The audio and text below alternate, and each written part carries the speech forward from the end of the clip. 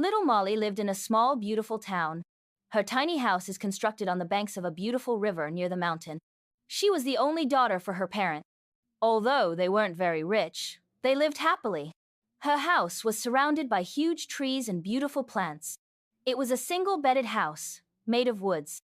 Molly did not like her house very much. She felt that the house was too small and not very neat. Little Molly was very fond of the mountain.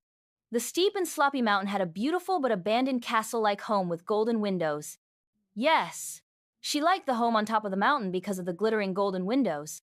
The windows sparkled and glazed so beautifully that little Molly was completely mesmerized. She went crazy for the glittering golden windows, and she started to hate her home more. However, little Molly was so sweet, and she understood the struggles her family undergoing. So she accepted everything silently. Still, her desire went on growing. Years passed by and she grew up quickly. She became 12 years and looked very beautifully like a golden princess. She believed that she is supposed to live in a house with golden windows, not in an old wood house. As she grown older, her mom allowed her to move around her house. It was holidays for Molly, and she requested her mom that she wanted to wander in the garden near the river.